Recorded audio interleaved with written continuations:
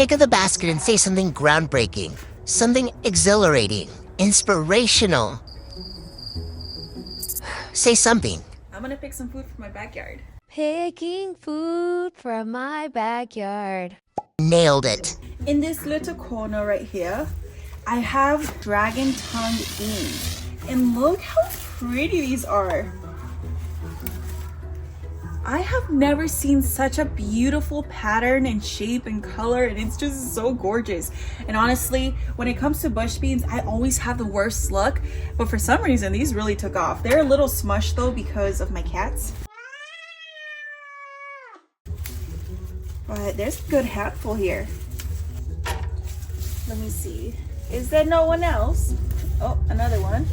Oh, and a few more down here. So I'm gonna harvest most of them and maybe toss them in a stir fry or something. Oh, this is my little pepper tree. I don't know what variety this is, but it grows incredible. Why is this one missing leaves? I don't see hornworm poop.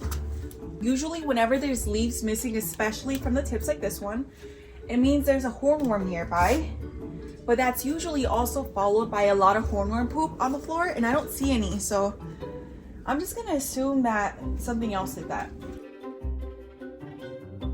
But this is what the peppers look like. Look how cute. These are actually a lot bigger than the ones I was harvesting at the beginning of the year. Look at that size difference, but they're really spicy, so a little goes a long way. Oh wait, I don't have anywhere to put them in, hold on.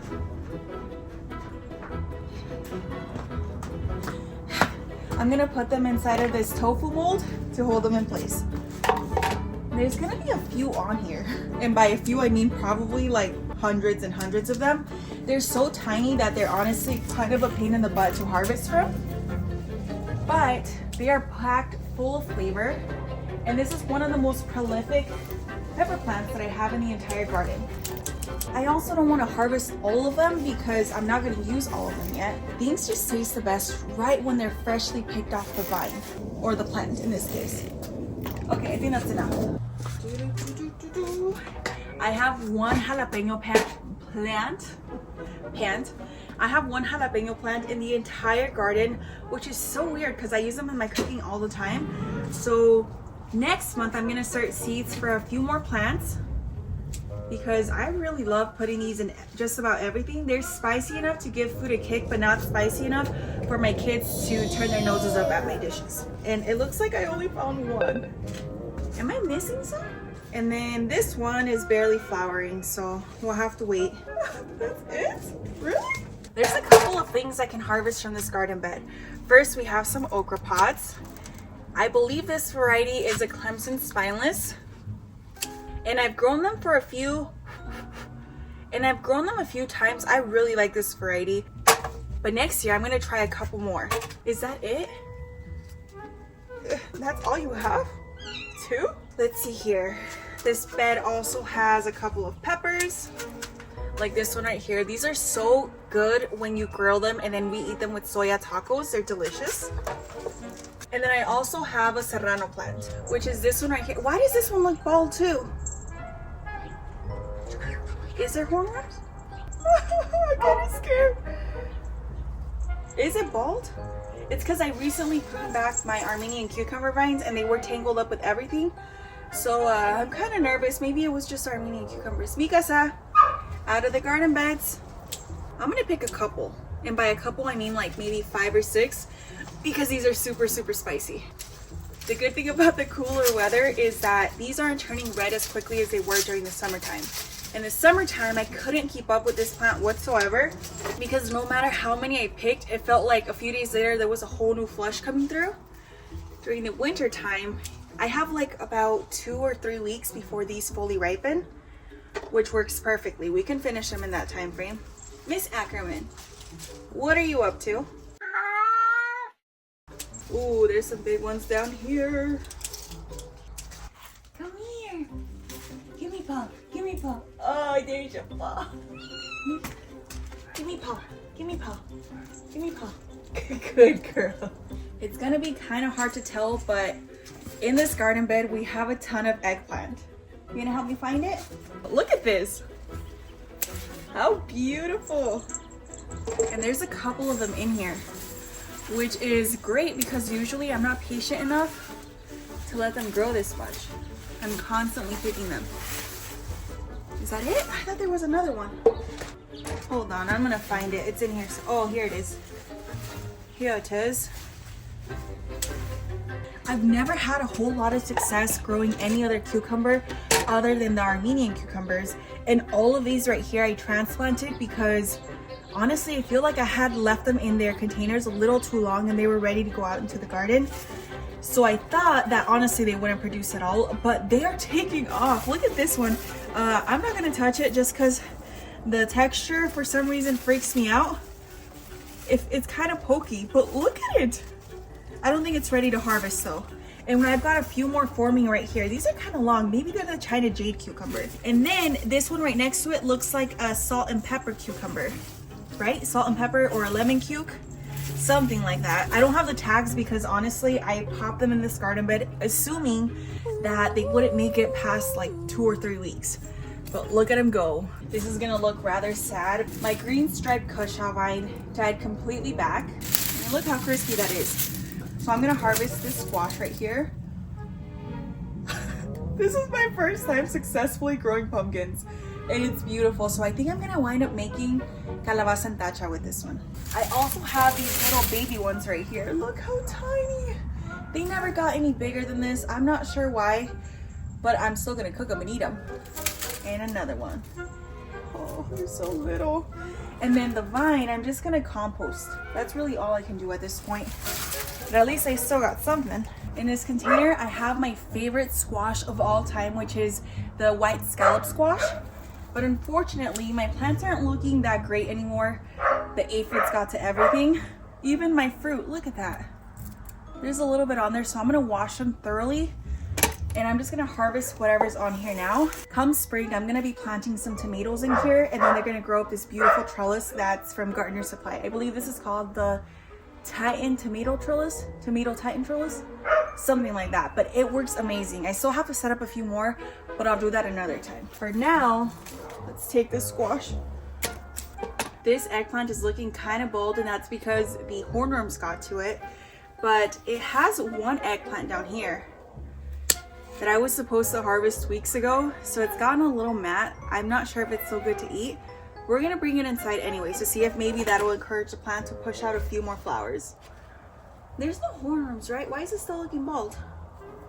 I mean, oh no, that's the one I picked. I see 2 flowers forming, one right here, one right here. So hopefully we get a nice little production from it within the next few weeks.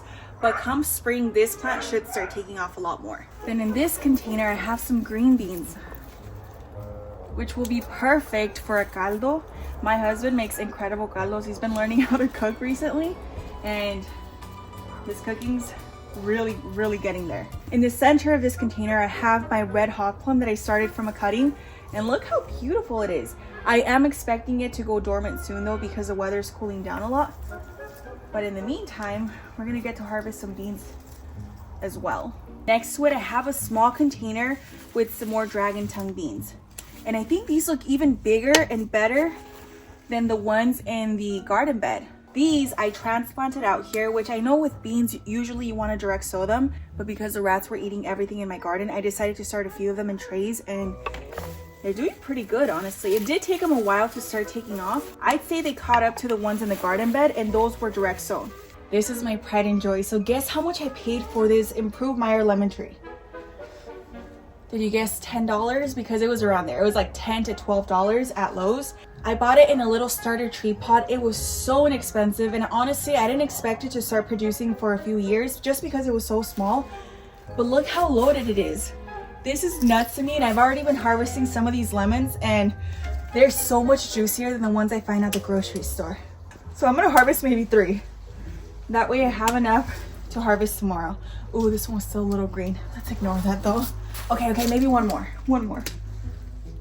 I grew these myself. I still have a little bit of sorrel. I have a ton more in some of the garden beds, but the calyxes are still pretty small and tight, and I like to wait for them to get to about this size so that they're nice and plump, and I think they're just a lot easier to peel versus the smaller clusters you're not gonna get a whole lot of calyx, and the calyx is what really gives you the Jamaica flavor. Now where's the one that I dropped? Because there's only like 5 on the plant. This plant is growing in a 15-gallon container, and it's performed really good. It's productive, but I will say that it didn't get quite as big as the one in the garden beds. And I feel like if you planted it in ground, it would grow even better. It just needs a lot of space to spread its roots. One thing I'm also gonna try and do is just prune it back a bit to see if that encourages it to start branching out more, and then that way we get a lot more to harvest from. Let me grab these. This is the other roselle plant that I have in a garden bed, and as you can see, it's sort of dragging on the floor, and that's because I haven't been staking it up, which is kind of important with this one. And it's loaded with calyxes, but look at the size difference. The one in the container is nice and plump and starting to open up, whereas this one is fully closed. I get a lot more flesh from the calyx if I let it get to this stage. Oh, it's so sour.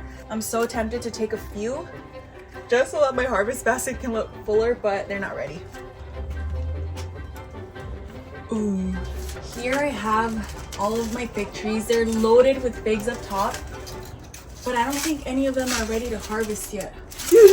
During the summertime, I had a bunch of them ripening, but I didn't get to try any of them.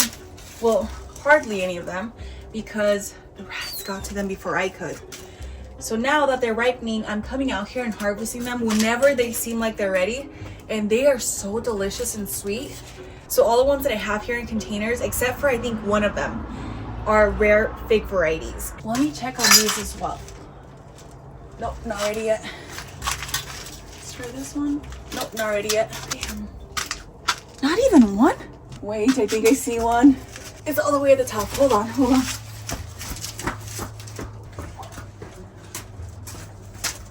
Okay. Look at this. It's so pretty. Is that it? There's a few more ripening, but those are not ready yet. I at least got one. Ooh, these are gonna be so nice and plump. Okay. I got the goods, ladies and gentlemen.